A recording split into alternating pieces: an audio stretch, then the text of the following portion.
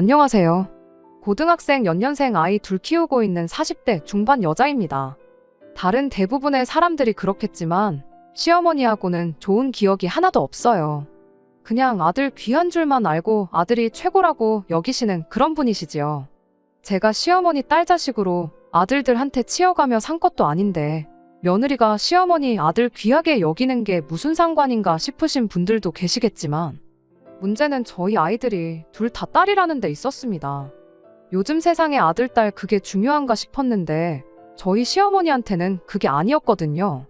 심지어 남편 아래로 도련님이 한 명 있는데 도련님네는 외동이긴 하지만 아들이 하나 있는데 그게 저희한테는 더더욱 문제였어요. 그 때문에 본의 아니게 잘못한 거 하나 없이 딸 낳은 죄인으로 살아야 했지요. 애를 저 혼자 낳는 것도 아닌데 무조건 이게 제가 잘못했다고 하고 있으니 그게 더 어이가 없었습니다. 그래도 워낙 아들 귀하다 하는 분이시다 보니 남편한테만큼은 잘해주셨어요. 손녀딸들보다 아들이 더 먼저였던 게 문제였지만요. 아무리 그래도 손녀딸들 애교 부리는 거 보면 이쁠 법도 한데 주머니에 사탕이라도 하나 있으면 손녀딸들이 아니라 늘 남편을 먼저 챙겨주는 시기였죠. 비단 간식뿐만이 아니라 시부모님과 저희 가족들 이렇게만 모여서 뭐 먹을 때도 그랬습니다. 마지막 남은 고기 한 점은 항상 장남인 남편 몫이었죠. 그나마 도련님네 없이 만나면 그래도 괜찮았는데 도련님네 있으면 시어머니가 챙기는 순위가 또 달라졌어요. 시조카가 제일 우선으로 보였고 그 다음이 아들 손주 낳아온 도련님 그리고 그 다음이 저희 남편이었습니다. 굳이 따지는 것도 우습지만 저희 남편 다음으로는 저희 동서를 더 챙기셨죠. 그 다음이 아마 저희 딸들이었을 테고 마지막이 딸 낳은 며느리인 저였어요. 애들한테 엄마가 차별당하고 사는 모습을 보여주는 것도 참 싫었지만 같은 손주들인데 시조카만 예뻐하고 우리 아이들은 안중에도 없는 시어머니를 보는 것도 고역이었습니다. 애들도 애들 나름대로 그게 얼마나 상처가 되었을까 생각하면 제 마음이 다 아팠고요. 그래서 이왕이면 꼭 시댁 식구들을 만나는 자리를 가져야 한다면 도련님네 없이 저희들끼리만 보고 싶었는데 남편은 그놈의 장남 노릇은 꼭 해야겠다고 가족 간의 화합이 제일 중요하다며 늘 자리에 도련님네를 부르는 시기였어요. 애들이 사춘기 지나고부터는 할머니랑 같이 있기 싫다고 가족 모임이 있으면 어떻게든 뺄 생각밖에 안 했는데 그럴 때면 남편이 그런 게 어디 있냐며 애들을 강제로 모임에 데려가고는 했죠. 말만 그렇게 하지 사실은 할머니가 니들을 얼마나 이뻐하시는 줄 아느냐 하는데 애들이 얼마나 와닿는 게 없으면 그렇게 행동을 했겠나요. 그나마 나중엔 공부 때문에 학원을 보내놓기 시작하니 학원 때문에라도 억지로 시댁에 끌고 가는 일은 사라졌네요.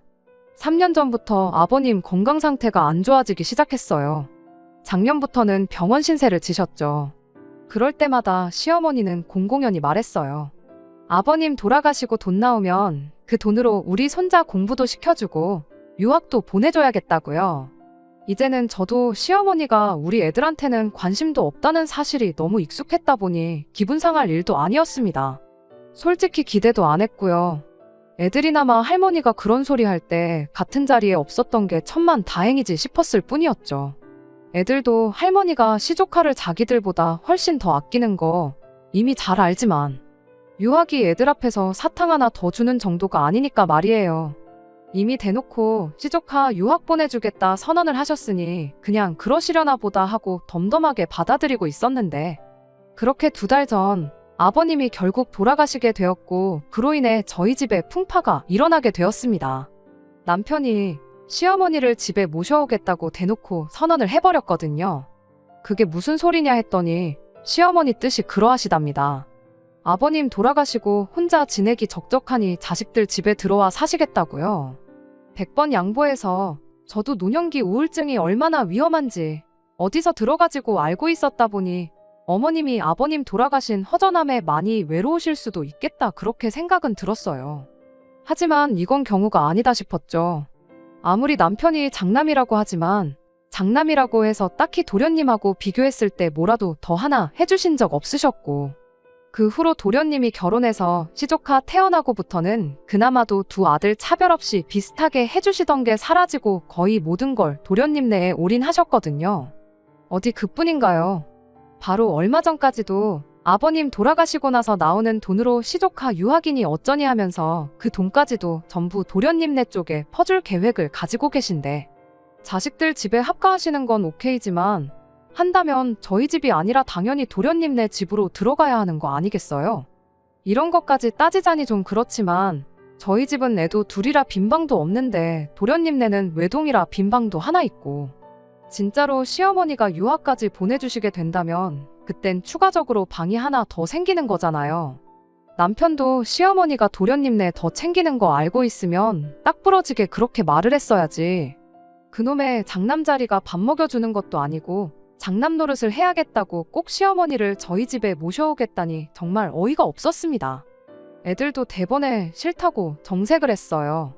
할머니랑 하루 시간 보내는 것도 싫은데 한 집에 같이 살아야 한다니 더 싫다는 식으로요.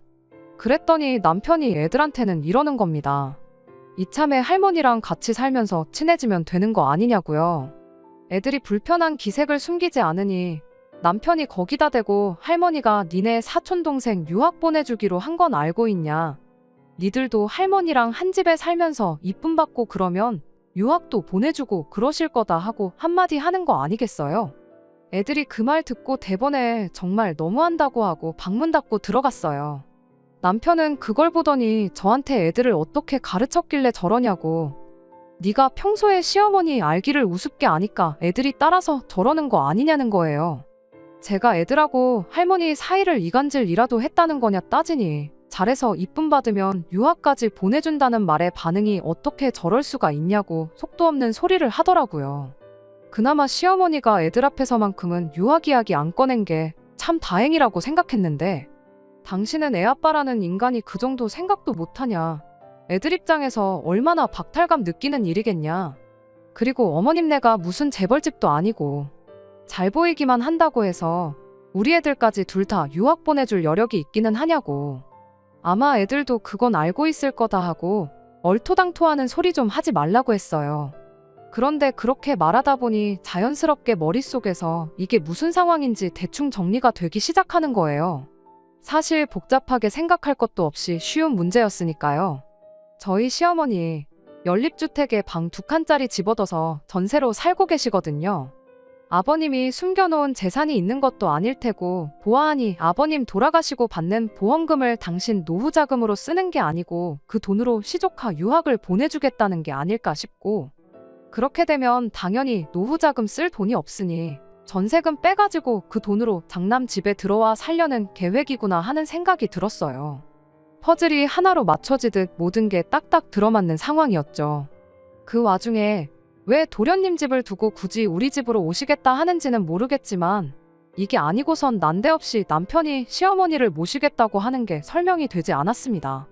아무튼 저는 그렇겐 죽어도 못한다고 반대를 했어요. 할머니가 불편해서 싫다는 애들도 애들이지만 일단 제가 모시고 살기 싫었거든요. 뭐 좋은 추억이 있다고 모시기까지 하겠어요. 지난 20년 가까운 시간 동안 시어머니가 저를 딱히 좋아라 해준 적도 없었고, 말씀드렸다시피 대를 이어줄 아들 손주가 시동생네서 태어났을 때부턴 아주 사람을 있는 대로 죄인을 만들었는데, 아버님 돌아가신 거 생각하면 참 안 된 일이고 어머님도 마음이 허전하긴 하시겠다 싶지만 모시는 건 별개의 일이고, 또 모신다고 하면 아무리 생각해도 지난 15년 가까운 시간 동안 아들 손주 낳아왔다는 이유로 시부모님한테 뭐라도 하나씩 더 챙겨봤던 시동생네가 모시는 게 당연하다는 생각은 변함이 없었습니다. 그래서 남편한테 다시 정확하게 말했어요. 내가 모시고 살고 싶지가 않다고요. 꼭 어디 가셔야겠으면 동선에 가 있으시라 전해라, 그렇게 남편한테 말했더니 남편이 제 앞에 개거품을 물면서 너부터가 시어머니를 모시기 싫어하니 애들까지 덩달아 할머니를 미워하는 게 맞다면서 뭐가 힘든 일이냐고 저한테 고래고래 소리를 질러대기 시작했습니다.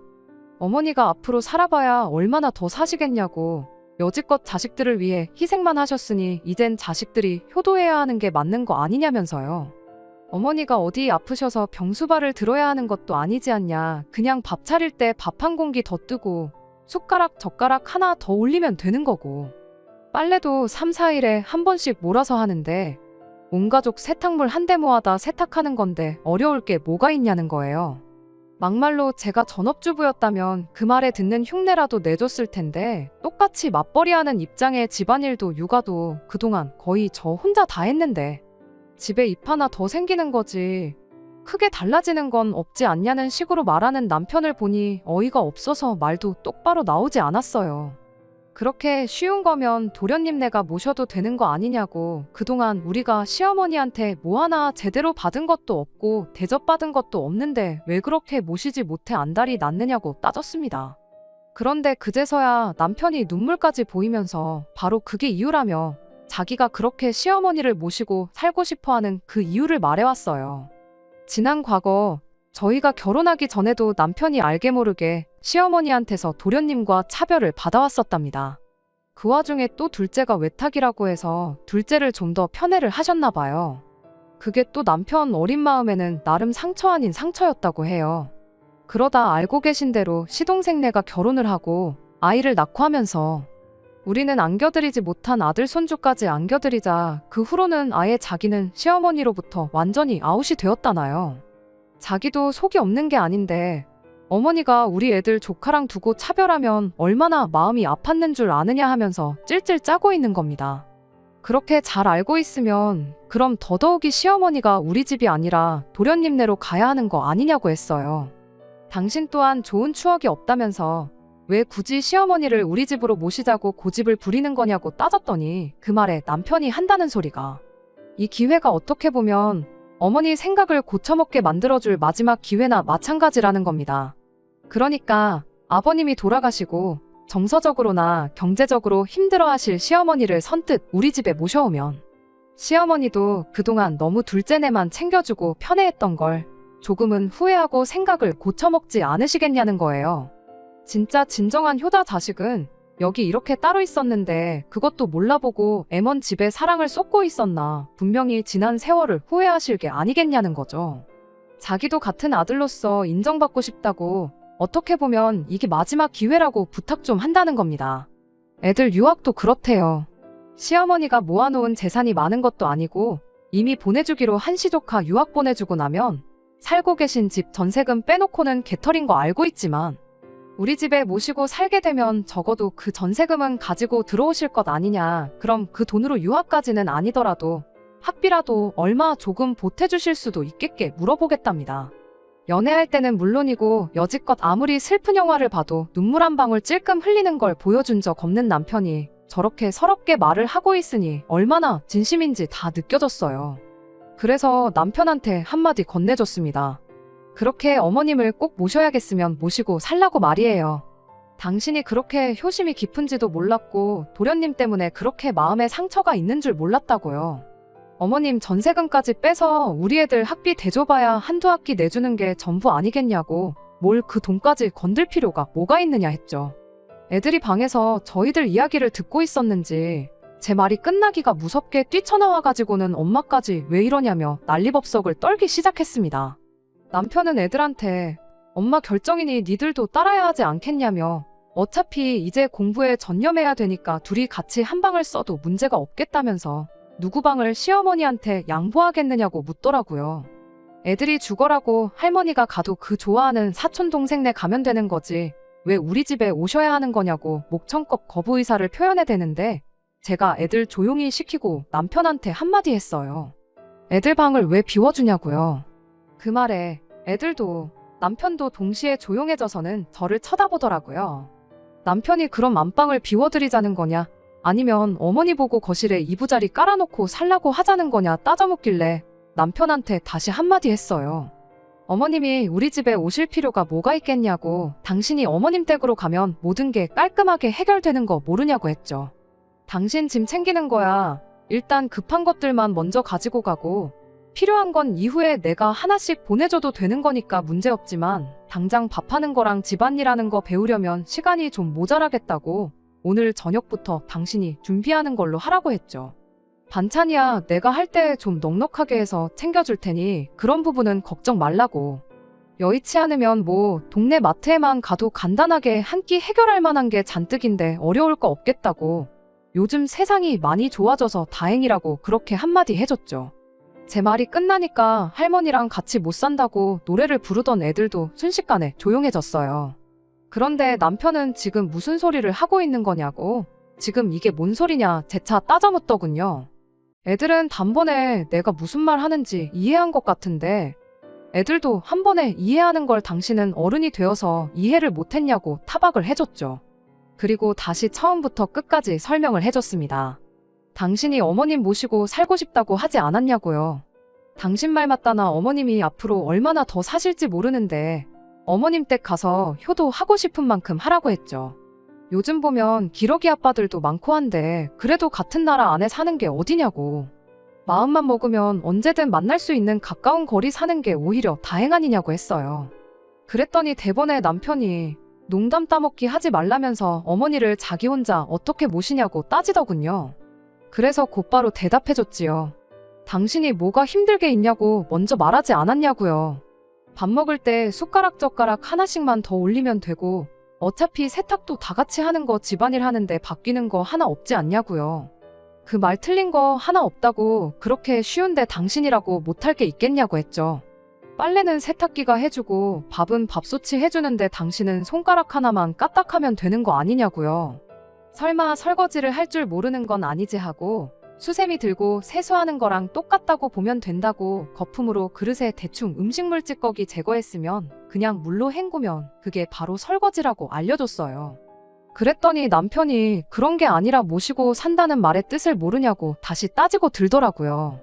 어머님을 우리 집으로 모시고 온다는 소리라고 강조를 하길래 아니 뭐 모시고 사는데 어디가 중요하냐고. 이 집에서 당신만 모시고 싶어 하는 것 같은데 같이 살기 싫은 사람 셋이나 있는 집에 어머님 모시고 와봐야 어머님도 불편하고 우리도 불편하지 않겠냐 했어요.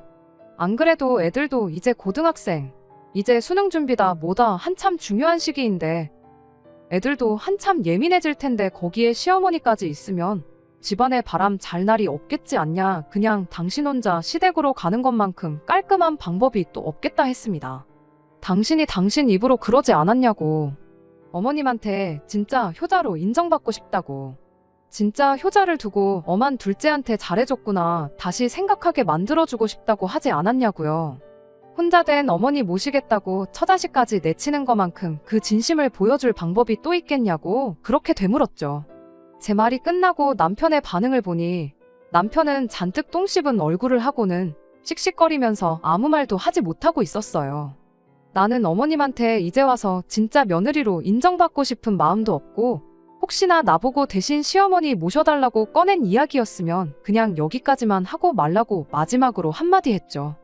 남편도 자존심이 있으니 이 상황까지 와서 내가 대신 모셔주는 게 아니면 시어머니를 모실 생각이 없다는 말을 하기가 그랬나 봐요.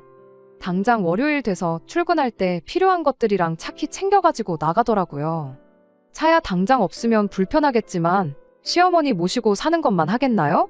요즘 렌트카도 얼마나 잘 되어 있는데 급하면 그거 빌려다 타면 되고 맞벌이 중인데 제가 벌이가 없는 것도 아닌지라 여차하면 그냥 중고차라도 한 대 뽑으면 그만이다 싶었네요. 애들도 처음엔 아빠가 저러고 나가니까 조금 당황하는 눈치였는데 막상 또 할머니랑 한 집에 살게 될 수도 있다 생각하니 도저히 그럴 수는 없었는지 차라리 잘 됐다 하더군요. 애들 딴에도 남편이 저러다 말겠지 하고 며칠 지나서 아무 일도 없었던 듯 돌아오려나 싶었나 봐요. 저도 남편이 시댁에서 오래 버티지는 못하겠다 싶었고 애아빠 자존심도 있을 텐데 저러다 집에 돌아오면 더 뭐라고 하지는 않고 그냥 아무 일도 없었던 척 지내야겠다 그렇게 생각했습니다. 자기가 잘못 생각했다, 미안하다느니 시어머니 모시고 살자는 말은 두 번 다시 꺼내지 않겠다 그런 사과조차 받을 생각도 없었어요. 그런데 또 그런 저의 예상이 보기 좋게 빗나가고 말았습니다. 그렇게 짐 싸서 시댁으로 향한 지 정확히 3일 지나서 남편이 집에 돌아오기는 했어요. 그런데 혼자 돌아온 게 아니고 시어머니를 기어이 집에 모시고 왔더라고요. 시어머니가 곧 죽어도 나는 이 집에서 살아야겠다 배째라 하고 들어놓으면 어쩌나 싶었는데 다행이라고 해야 하나. 우리 집에서 살겠다고 쳐들어온 게 아니라 이기적인 며느리 기강 한번 제대로 잡아주려고 오신 거였죠. 집에 들어오자마자 사람을 잡을 듯한 기세로 고래고래 소리를 지르더니 이내 여기 좀 앉아봐라 하고는 바로 이야기를 시작했어요. 이야기는 뭐 그동안 당신이 얼마나 힘들게 살았는지 하는 지리한 이야기들의 연속이었지요. 큰 소리를 낸 게 그냥 기선제압을 하려고 그랬던 거구나 싶을 만큼 평범한 이야기들 뿐이었어요. 결론만 간략히 말하자면 자식이 부모를 모시는 게 당연한 건데 이런 거 저런 거 계산하는 게 이해가 가지 않는다는 소리였습니다. 혼자 된 게 당신이 아니라 저희 친정어머니였다면 제가 과연 똑같이 행동을 했을 거냐, 남편이 저만 친정으로 보내면 그 기분이 어땠을지는 생각을 안 해본 거냐, 그런 말을 하더라고요. 그래서 제가 대답했어요. 친정어머니가 같은 상황이었다고 해도 저는 집에 모셔오지 않았을 거라고요. 아니, 애초에 모신다고 해도 친정어머니셨으면 싫다고 거절하셨을 것 같다고 그렇게 대답을 했죠. 시어머니는 그건 순전히 네 혼자만의 생각이지 않냐며 제가 그냥 당신을 모시기 싫으니까 말을 지어내는 거라고 끝까지 고집을 부리시더군요. 그래서 만에 하나 친정어머니가 혼자 지내는 게 외롭고 힘드셔서 꼭 누군가 옆에 있어줘야 하는 상황이라면 그러면 저는 집에 모시자고 하지 않고 저 혼자라도 친정에 가서 지냈을 것이라 대답했습니다. 애들도 이제 인생에 있어서 정말 중요할 때인데 괜한 걸로 신경 쓰이는 일 만들어서 공부하는데 지장을 주고 싶지 않은 이유도 있다. 그렇게 한마디 했죠. 시어머니가 거기서 만약에 그러면 애들 대학 가고 나서 그 후에 합가를 하는 건 어떻겠냐고 역으로 제안을 해오셨다면 여전히 싫은 건 싫은 거지만 아마 다시 생각은 해보겠다 말하고 좋게 좋게 상황을 넘겼을 수도 있었을 거예요. 하지만 시어머니는 그런 제 말에 이런 식으로 대응을 하시더군요. 여자애들 대학 보내서 뭐에 써먹냐고 말이죠. 여자 인생 뒤움박 팔자라는 말도 못 들어봤냐고. 시집만 잘 보내면 됐지. 뭐하러 돈 아깝게 공부를 시키냐는 거예요. 기껏 비싼 돈 들여서 공부시켜봐야 아무 소용없다고 대학 졸업시키고 취직시켜서 몇 년이나 더 네 품에 있을 것 같냐는 겁니다. 시집가면 남의 집 사람 되는 건데 공부시켜봐야 남 좋은 일 시키는 거라고요. 공부시킬 돈 있으면 그 돈으로 성형이나 시켜서 돈 많은 남자한테 시집이나 보내라고 그 편이 니들 노후에도 더 좋을 거다 하면서 이야기를 하는데 그 말을 들으니 어이가 없는 것도 없는 거지만 너무 화가 나서 참을 수가 없었습니다. 그 와중에 아빠라고 있는 게 아무리 자기 어머니라도 그렇지 자기 자식들을 그런 취급하면서 악담이나 마찬가지인 소리를 늘어놓고 있는데 아무 말도 안 하고 옆에 있는 게 그렇게 꼴보기 싫을 수가 없었어요. 그 말을 들으니 더더욱이 이분을 아무리 내 시어머니라고 해도 내 집에 모시고 살고 싶은 생각이 싹 사라졌어요. 그간 우리 아이들 차별하고 그런 것부터 해서 제가 당해온 취급까지 지난날에 서운했던 것들이 한순간에 머릿속을 지나가는데 한마디 하지 않을 수가 없었죠. 열받은 만큼 제 말투도 굉장히 날카로워졌어요. 합가 강요가 이혼 사유인 건 혹시 알고 계시냐고. 어머니 모시고 살고 싶다는 효자아들 품에 보내드렸는데 뭐가 문제라서 이렇게 집까지 찾아오셔서 봉양을 강요하시냐고요. 막말로 저한테 뭐 하나 잘해주신 적 없는데 그렇게 지난 세월 싸고 돌던 아들 손주 낳아온 동서애가 있는데 왜 합가는 우리 집에서 하려고 하시냐. 일 없으니까 그만 물어보시고 장남하고 같이 살기 싫으시면 남편도 도로 여기 보내시고 그냥 혼자서 지내시라고 강하게 한마디 해버렸습니다. 시어머니 반응은 뭐 말할 것도 없었지요. 제가 이혼하겠다고 먼저 말을 꺼낸 것도 아닌데 지금 이혼을 걸고 시어미를 협박하는 거냐 하면서 노발대발 난리도 아니었어요. 내가 너한테 잘해준 게 없긴 왜 없냐면서 아들도 못 낳아오는 거 맏며느리라고 대우해줬건만 은혜도 모르고 배은망덕하게 시어미를 가르치려 든다면서 말 잘했다고 어디 너 하나만 며느리냐고 합가는 둘째네 가서 할 테니 니들은 앞으로 평생 내 도움 하나 받을 생각 말라고 고래고래 소리를 치셨어요. 더 이상 저도 언성이 높아지는 상황을 원치 않았지만 그때는 저도 감정이 격해져서 그랬나 연을 끊을 때는 끊더라도 그동안 서운했던 제 마음이나마 알고 끊으시라는 생각에 한마디 더 했습니다. 아들 손주 챙겨준다고 동선에만 챙겨주셨지 평생 저희한테 뭐 하나 해주신 거 없으시지 않냐고요. 여지껏 도움받은 거 하나 없는데 앞으로 무슨 도움을 원하겠냐고 그렇게 말이죠. 그랬더니 시어머니가 기어이 인연이 끝장을 보려고 하는구나 하면서 남편한테 그냥 이혼하라고 한마디 하는 겁니다. 이런 배은망덕한 걸 맏며느리라고 데리고 살아준 당신이 바보천치였다고 당신 도움은 물론이고 이제 남편 도움도 못 받을 줄 알라면서요. 어디 다 늙어서 딸 둘 있는 거 시집 보내고 남편도 없이 혼자서 한번 살아봐야 잠깐인데 시어머니 그냥 모시고 살 걸 하고 평생을 후회 속에 살아보라나요. 그때 가서 후회한들 이미 늦어버린 거 돌이킬 수 없는 일이라면서 말이죠. 분위기가 격해져가는 가운데 남편이라고 하나 있는 건 노발대발하는 시어머니 앞에 제 편 들어주는 말 한마디 못하고 눈치만 살살 보면서 있는데 참 그 꼴이 말도 아니었어요. 표정은 괜히 시어머니를 여기 끌고 왔다는 표정을 하고 있기는 했는데 시어머니가 제 앞에 온갖 육두문자를 뱉어가며 욕을 하고 있는데도 그만하라 말 한마디 못하고 있는 게 이건 모합가 때문에 이혼하는 게 아니라 저런 걸 남편으로 두고 살았던 게 후회가 돼서라도 이혼은 꼭 해야겠다 싶더라니까요. 결국 남편은 시어머니를 모시고 집에 돌아갔어요. 애들이 그나마 학원에 가 있어서 그 꼴을 못 본 게 천만 다행이구나 싶었습니다. 학원 다녀온 애들한테 아빠랑 이혼하게 될 수도 있다고 미안하다고 사과했는데 그 상황은 못 봤지만 애들이 저를 위로해주는데 참말로 누가 애고 누가 어른인가 싶을 지경이었어요. 이혼은 뭐 어려울 것도 없었어요. 그렇게 돌아간 시어머니가 자발적으로 이혼 서류까지 다 알아봐 주시고 그랬거든요. 결혼할 때 남편이 좀 더 해오긴 했지만 여지껏 맞벌이하면서 육아에 살림까지 다 도맡아 했다 보니 의외로 재산 분할은 반반씩 나눠올 수 있었어요. 얼마 남지도 않았지만 애들 19살 될 때까지 양육비도 받기로 했고요. 네가 안 모시면 둘째네 가서 살겠다시다더니 숙려기간 끝나고 마지막 서류 제출하러 가는 동안까지 남편은 시어머니 집에서 둘이서 같이 살고 있었습니다. 일이 어떻게 돌아가고 있던 건지 딱히 궁금하지도 않았고 결국엔 합가 문제로 이혼까지 결정한 남편이 어떻게 지내는지 제가 알 바도 아니라 신경도 안 쓰고 그렇게 살았어요. 그런데 이혼까지 끝나 완전히 갈라선 지 2달도 안 된 시점인 얼마 전 집에 남편이 찾아왔어요.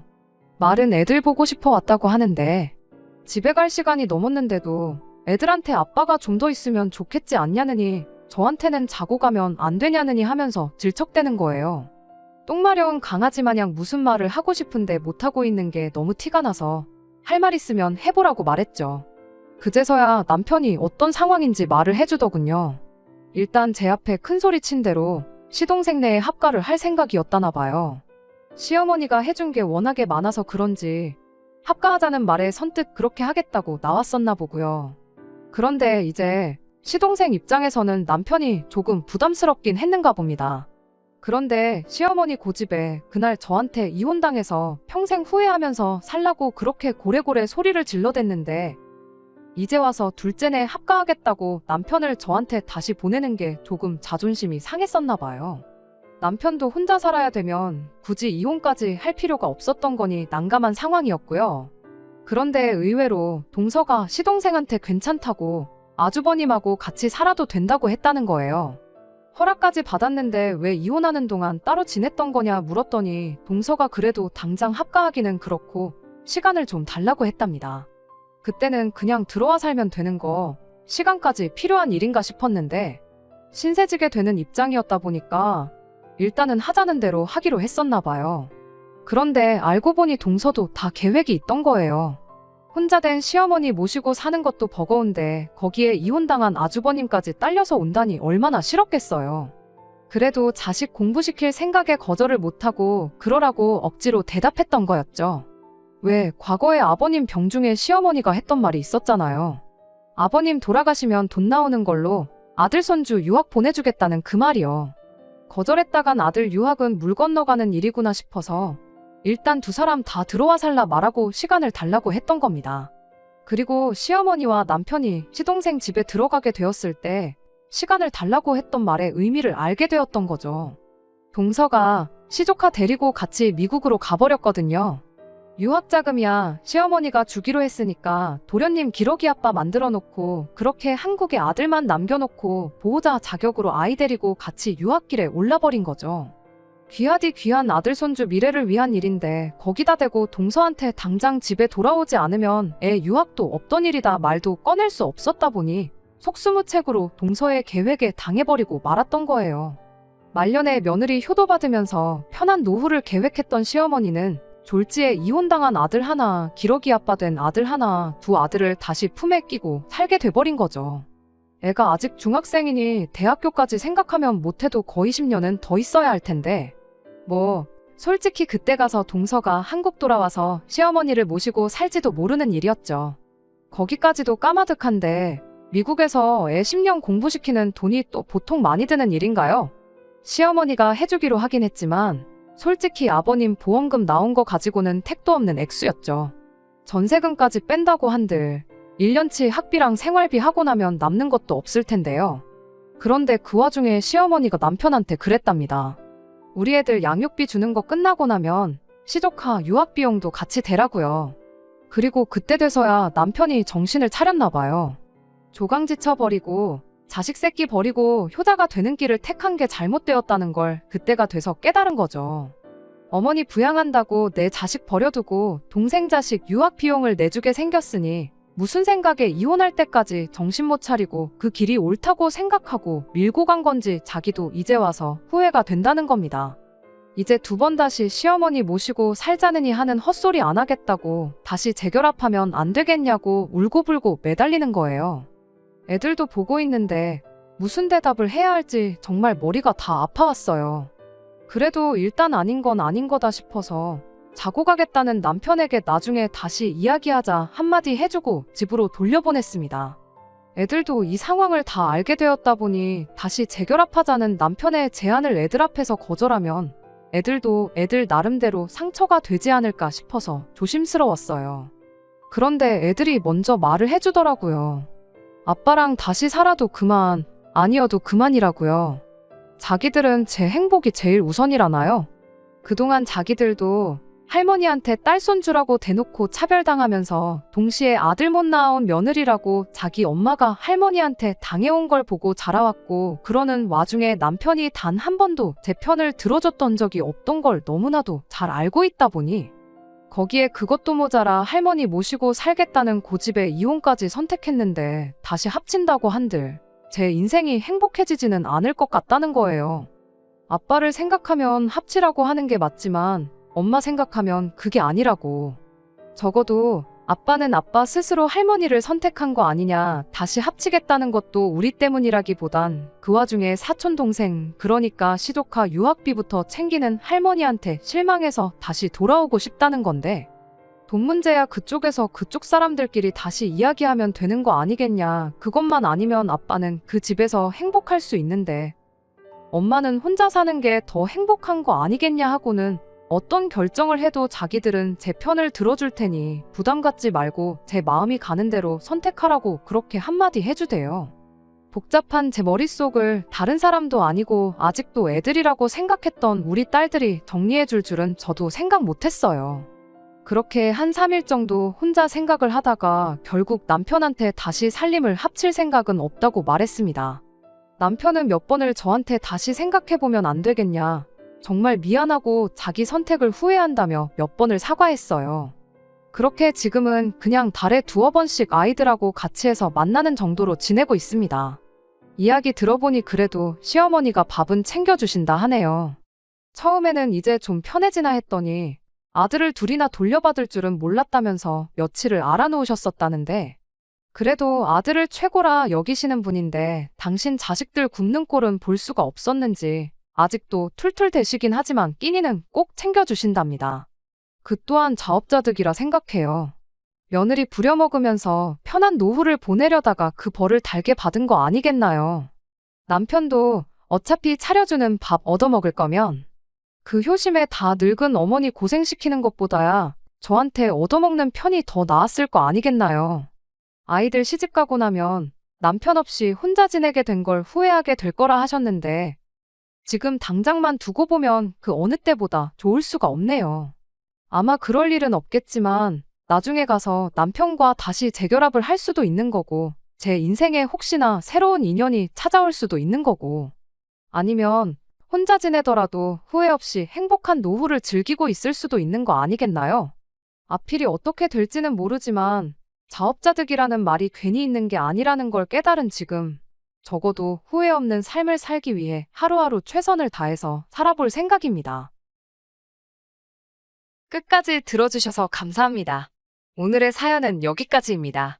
구독과 좋아요, 알람 설정 부탁드리고 더 좋은 사연으로 다시 찾아뵙겠습니다. 감사합니다.